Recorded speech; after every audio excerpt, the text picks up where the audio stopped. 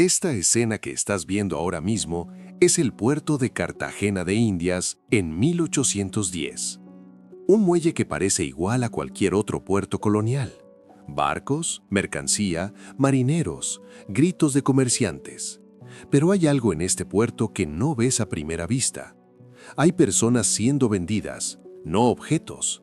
Personas con historia, con idioma propio, con memoria de un continente que quedó al otro lado del océano. Personas que llegaron acá desde el Congo, desde Angola, desde Nigeria, desde Senegal, encadenadas en bodegas de barcos que tardaban 2 meses en cruzar el Atlántico. ¿Cómo era el día a día de un esclavo en Colombia en 1810?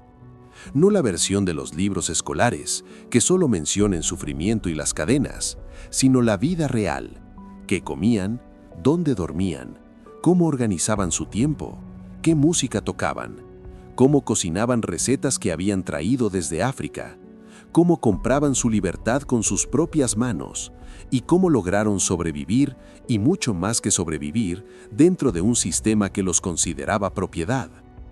Hoy, usando inteligencia artificial para reconstruir la Colombia colonial, vamos a vivir ese día, y lo que vas a descubrir te va a sorprender. Porque la historia de los esclavizados en Colombia no es solo una historia de dolor, es también una historia de resistencia, de identidad, de cultura, que sobrevivió contra todo pronóstico y que vive en la comida, en la música y en el idioma de este país hasta el día de hoy. Quédate hasta el final porque hay un momento en 1810 que lo cambia todo.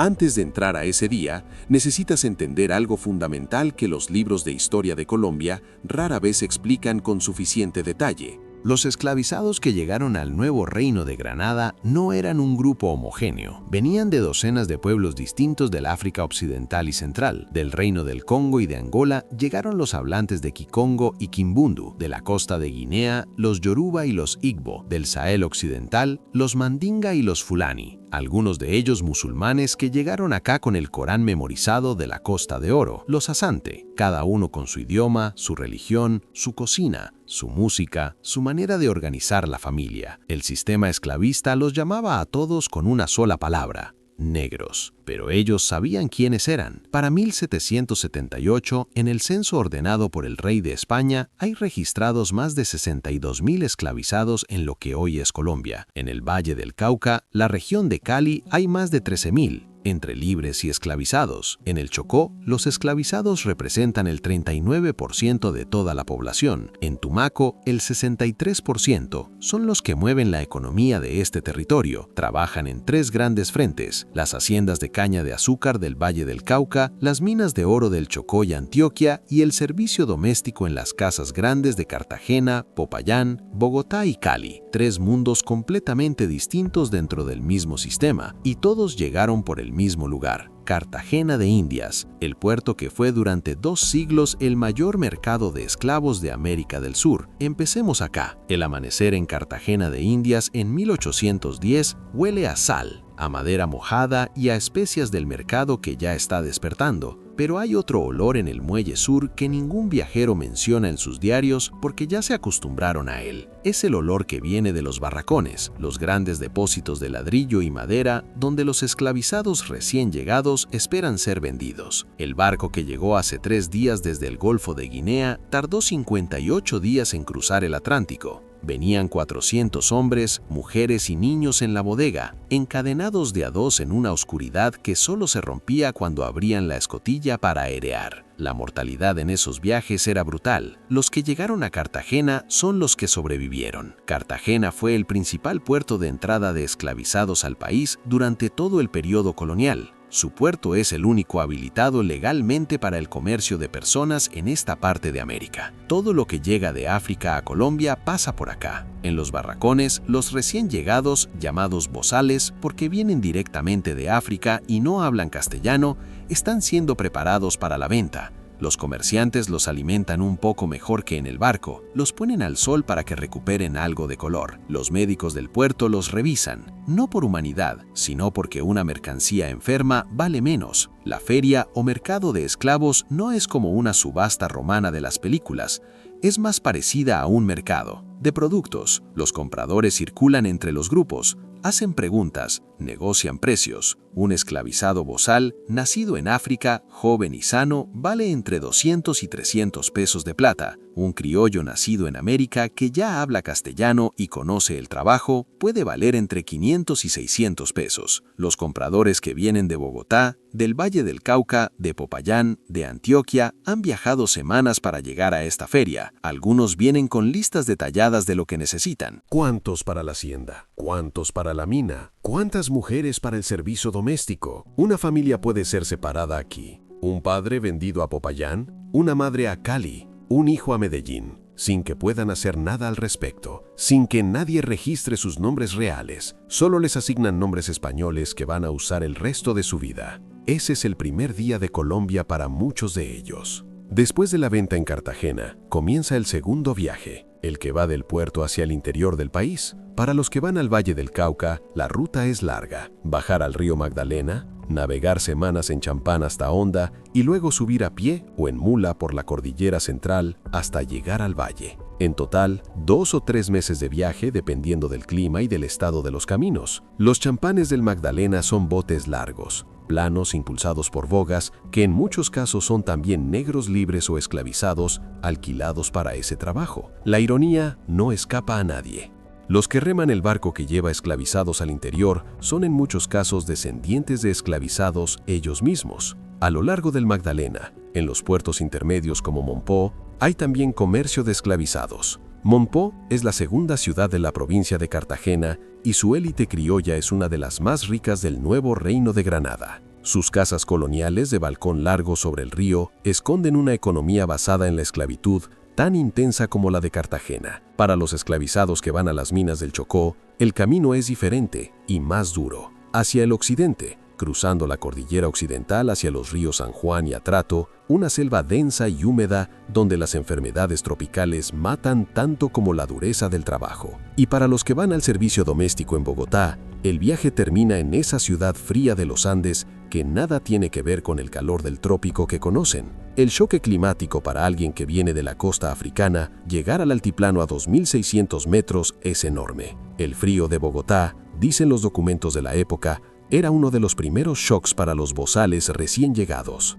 Lleguemos ahora donde la mayoría de los esclavizados del Valle del Cauca pasarán el resto de su vida, la hacienda trapichera. Las haciendas del Valle del Cauca en 1810 son unidades económicas completas. No son solo campos de caña, tienen ganado, tienen cultivos de maíz y plátano, tienen carpintería, herrería, cocinas industriales para procesar la caña. Son pequeños mundos autosuficientes donde viven y trabajan entre 50 y 200 personas esclavizadas, más los trabajadores libres, el mayordomo y la familia del hacendado. La casa grande, donde vive el amo, es de adobe con teja de teja, con corredor de columnas, patio interior con jardín, muebles traídos de España o fabricados por artesanos locales. Es la arquitectura del poder colonial, sólida, elevada, visible desde toda la hacienda. Los ranchos de los esclavizados están al otro extremo, construcciones de bareque con techo de paja agrupadas en una pequeña aldea al margen de los campos. Son pequeños, pero son suyos de alguna manera. Algunos esclavizados casados reciben su propio rancho con un pequeño pedazo de tierra para cultivar. El trabajo en el trapiche se divide por especialidad. Los hombres más fuertes cortan y cargan la caña. Otros la meten entre los rodillos del trapiche, el molino de madera y hierro donde se extrae el jugo. Las mujeres, en su mayoría, trabajan en las grandes pailas de cobre, donde el jugo se cocina hasta convertirse en miel y panela. Esa labor en las pailas es de las más agotadoras. El calor del valle, más el calor de los fogones encendidos, hace insoportable el ambiente. Pero no todos trabajan en la caña. En las haciendas también hay cocineras, generalmente mujeres mayores expertas en su oficio, carpinteros, herreros, vaqueros que cuidan el ganado y una categoría especial, el mayordomo o capataz, que a veces es un mulato libre o un esclavo de confianza. Ese rol intermedio es complejo. Tiene un poco más de poder y un poco más de responsabilidad, pero sigue siendo parte del sistema. Al mediodía en la hacienda, cuando el sol del valle cae vertical y el trabajo se frena un poco, viene la ración. Los hacendados del Valle del Cauca racionaban a los esclavizados semanalmente, generalmente los domingos o los lunes. La ración típica por familia era plátanos, maíz,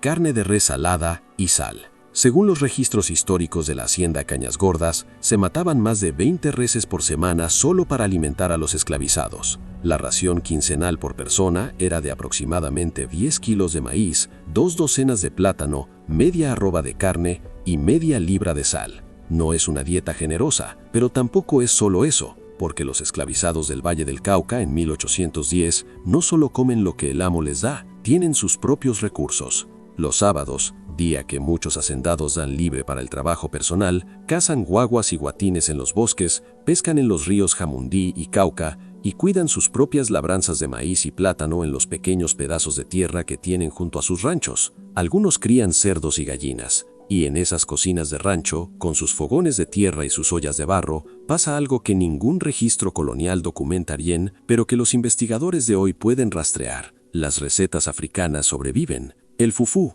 una masa de plátano o ñame pisado, que es un plato básico de los Ashanti de la costa de Guinea, aparece mencionado en documentos colombianos del siglo XIX como preparación cotidiana en las haciendas del valle. El cuscú, conocido en las comunidades musulmanas del Sahel africano, se menciona en testimonios de esclavizados del siglo XVII en Antioquia. El guandul, de una legumbre africana, se planta en los huertos de las comunidades descendientes de esclavizados. La comida es una forma de memoria. En esa olla que hierve al mediodía en el rancho, hay recuerdos de un continente que muchos de ellos nunca van a volver a ver, pero que no están dispuestos a olvidar. Y el chocolate, el cacao que crece en abundancia en el Valle del Cauca, es una de las pocas cosas que el fraile Juan de Santa Gertrudis observó que compartían ricos y pobres, blancos y negros, libres y esclavizados. Pobres y ricos, todos allí por la mañana, hasta los negros, todos toman cacao con pan, quien lo tiene. Y si no, un plátano. El sábado es diferente. En muchas haciendas del Valle del Cauca en 1810, el sábado, o parte de él, es el día libre. No completamente libre. Hay tareas del rancho, hay que cuidar los animales propios, hay que atender la pequeña labranza, pero no hay mayordomo vigilando, no hay trapiche funcionando. Y en ese espacio, algo ocurre que tiene mucho más peso del que parece. Los grupos de esclavizados de la misma región africana se buscan. Los que comparten lengua, los que son ambos de Angola, por ejemplo, o los que reconocen el idioma yuba del otro, forman pequeñas comunidades dentro de la hacienda. Esas comunidades tienen sus propias formas de organización, sus propias autoridades informales, sus propios rituales. La música es central.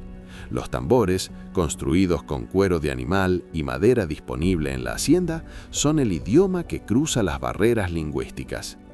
Hay investigadores que documentaron que en las haciendas del Valle del Cauca del siglo XIX, los domingos se escuchaban ritmos que los viajeros europeos describían como música africana, sin poder identificar exactamente de qué región provenía. Esa música es el embrión de lo que hoy conocemos como la cumbia, el mapalé, la champeta, el currulao. La religión también es un espacio de identidad compleja. Los amos exigen bautismo católico, los esclavizados se bautizan, pero dentro de ese catolicismo aprendido por obligación, muchos mantienen prácticas religiosas africanas, cultos a los antepasados, uso de plantas medicinales con significado ritual, ceremonias que los curas ven desde lejos y no entienden del todo. En las riberas de los ríos, lejos de la mirada del mayordomo, esas tradiciones viven. Para un segundo aquí. Lo que estás viendo en esta reconstrucción no es solo historia, es el origen de cosas que existen hoy en Colombia y que usás sin saber de dónde vienen. El sancocho de tu abuela lleva plátano hartón y maíz, productos que los esclavizados africanos cultivaron en sus pequeñas parcelas del Valle del Cauca.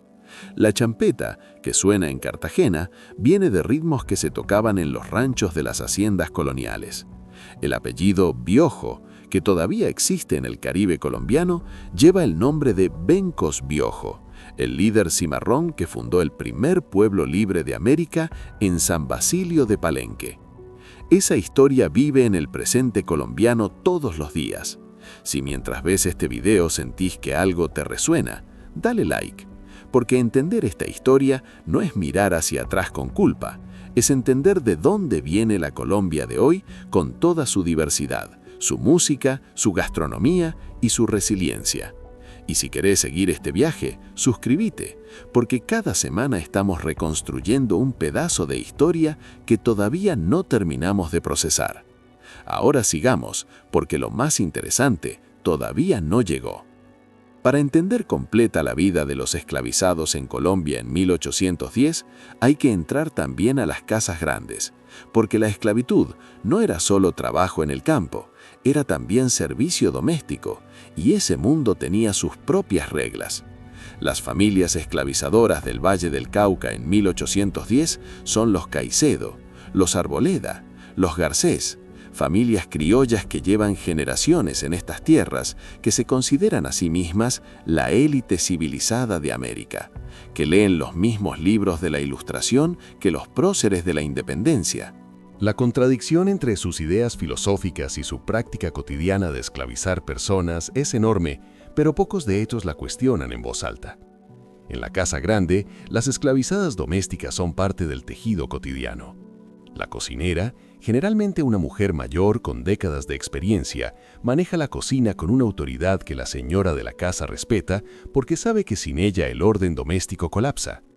Jamás les faltaba una buena cocinera, que era por lo común alguna negra vieja, diestra en su oficio y que sabía sazonar la comida admirablemente, escribió el novelista Eustaquio Palacios sobre las haciendas del valle. Las niñeras, las eras, las costureras, los cocheros, los mozos de cuadra, toda la infraestructura que permite a la familia hacendada vivir como viven depende del trabajo no remunerado de personas esclavizadas. Y en esa proximidad cotidiana hay algo que los documentos coloniales registran con frecuencia, pero que nadie sabe bien cómo interpretar. Las relaciones personales entre esclavizadores y esclavizados, no las de explotación, esas están claras, sino las otras. Los afectos reales que se desarrollaban a lo largo de años de convivencia bajo el mismo techo, los niños criollos que se criaban con niñeras esclavizadas a las que consideraban casi de la familia, las señoras que en sus testamentos dejaban libertad a esclavizadas que las habían cuidado décadas, la complejidad humana que existía dentro de un sistema fundamentalmente injusto. Esa complejidad no justifica el sistema, pero existía. Cuando cae la noche en la hacienda y los ranchos se iluminan con velas de cebo, muchos esclavizados tienen en la cabeza una sola cosa: la libertad. Y en Colombia, en 1810, libertad tiene varios caminos posibles. El primero es la manumisión por compra. Un esclavizado puede trabajar en su tiempo libre, los sábados, los domingos, las horas que el amo no reclama, y guardar ese dinero. En el Chocó, los amos permitían a los esclavizados mazorrear, buscar oro en sus tiempos libres en los ríos. En el valle, algunos vendían los productos de sus huertos o sus animales.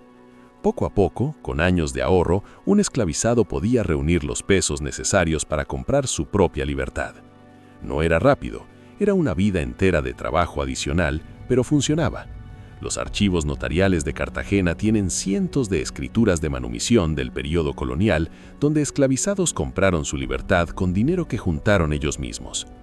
El segundo camino era el cimarronaje, huir al monte, cruzar las montañas, llegar a una de las comunidades de esclavizados fugitivos que existían en zonas de difícil acceso. El ejemplo más famoso es San Basilio de Palenque, en la Sierra de los Montes de María, cerca de Cartagena. Fundado por Bencos Biojó en el siglo XVII, es el primer pueblo libre de América. Y en 1691, el rey de España tuvo que reconocerlo legalmente. Expidió una cédula ordenando la libertad de los palenques y su derecho a la tierra. En el Chocó también hubo palenques. En los cerros del Valle del Cauca también pequeñas comunidades donde los cimarrones vivían según sus propias reglas, cultivaban sus propios alimentos y mantenían vivas sus tradiciones africanas con mucho más libertad que en las haciendas. El tercer camino era la manumisión voluntaria, cuando el amo decidía liberar a un esclavizado, generalmente en su testamento como señal de gratitud o de conciencia. Era el más incierto de todos porque dependía completamente de la voluntad del otro. Y en 1810 aparece un cuarto camino nuevo, explosivo, que nadie había visto antes. Y ahora sí, llegamos al momento que te prometí al principio. En 1810, Mientras en Santa Fe de Bogotá los criollos se pelean por un florero y forman juntas de gobierno en las haciendas del Valle del Cauca y en los puertos del Caribe, los esclavizados están escuchando algo que nunca habían escuchado antes, que la libertad es un derecho para todos. Los curas que predican sobre los ideales de la Ilustración, las conversaciones que se filtran desde las casas grandes hasta los ranchos, los rumores que llegan con los arrieros. Todos hablan de un mundo donde los hombres son libres e iguales, y los ejércitos en formación, tanto patriotas como realistas, necesitan soldados, y los esclavizados son los más disponibles. Desde 1811, los españoles ofrecen libertad a los esclavizados que se unan a las tropas realistas. En 1816, Simón Bolívar hace lo mismo para las tropas independentistas. De repente, la misma libertad que costaba décadas de ahorro en monedas de cobre se puede conseguir en el campo de batalla. Miles de esclavizados colombianos eligieron ese camino. Algunos lucharon con Bolívar, otros con los realistas. No porque tuvieran una posición política clara sobre si Colombia debía ser independiente o no. Ese debate era el de los criollos, no el de ellos, sino porque ambos bandos ofrecían lo mismo: la libertad.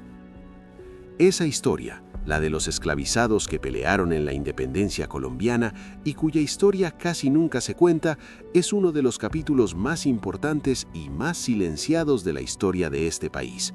La esclavitud no se abolió hasta 1851, pero en 1810, por primera vez el sistema empezó a crujir desde adentro, y las personas que lo hicieron crujir no fueron solo los criollos ilustrados de Bogotá, fueron también los hombres y mujeres que llevaban generaciones cortando caña bajo el sol del Valle del Cauca y que en ese año levantaron la vista del trapiche y dijeron: «Llegó la hora». Eso fue la vida de los esclavizados en Colombia en 1810. Un mundo más complejo, más humano y más rico culturalmente de lo que los libros escolares suelen mostrar. Y si este recorrido te dejó con ganas de saber más sobre la Colombia que estaba construyéndose en ese mismo año, la Colombia de los criollos, de las juntas, de las guerras civiles que vinieron después, tengo un video que te va a completar el panorama.